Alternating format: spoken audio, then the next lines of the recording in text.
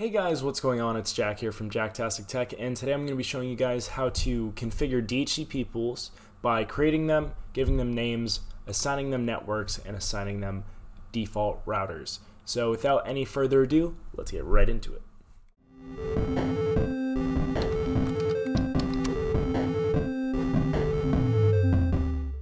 Alright, so we're going to be going ahead and using the setup we configured last time. So we've got the VLANs configured.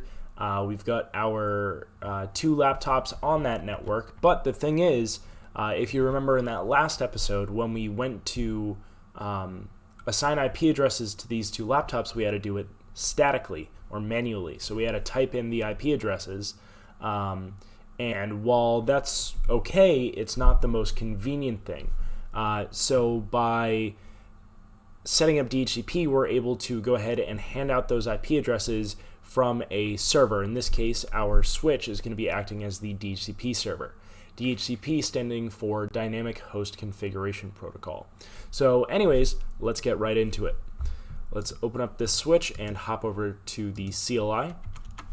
We're going to have to sign in, so jack.tastic 1234.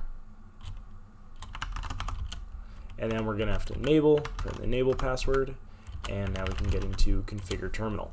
So setting up DHCP is really easy. All we need to do is do IP DHCP pool, and then we're going to do the name. So we're just going to call this user with the stars. So it is the user DHCP pool. And now it's very easy. So what we need to do is we'll do a network. And so the network ID is the first IP address in a subnet. So your router is typically the second IP address in the subnet. So we use 192.168.1.1 for our router. So .0 is going to be our network ID, and that's what we're going to put here. So it's going to be 192.168.1.0, and then its subnet mask will follow. So 255.255.255.0. So we can go ahead, hit enter, and then we can go ahead and enter our default TAC router. And that's going to be the IP address of our default gateway. So now we can do 192.168.1.1 and hit enter. So now that that's all good, that's all the configuration we need. However, there are some other options. So if we look at these, we have DNS TAC server.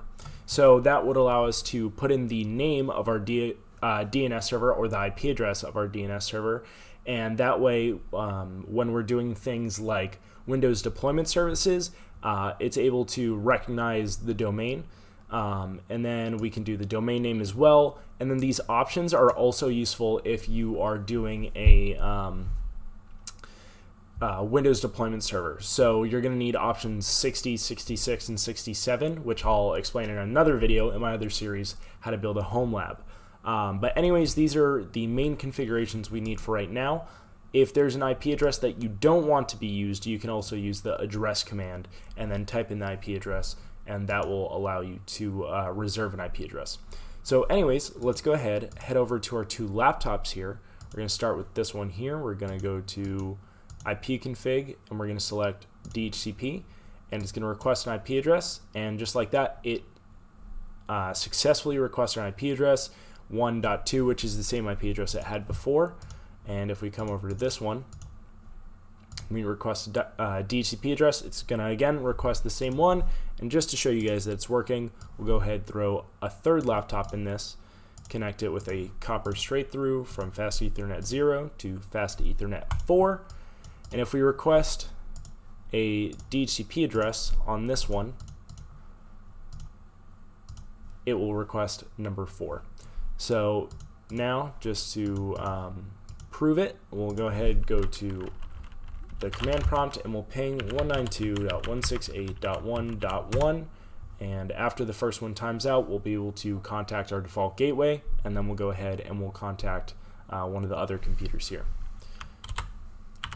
So that's pretty much it for this video. If you liked it, go ahead, drop a like down below. If you didn't like it, drop a dislike, and if you really did, tell me why in a comment, tell me what you'd like to see in a future video, and until next time, peace out.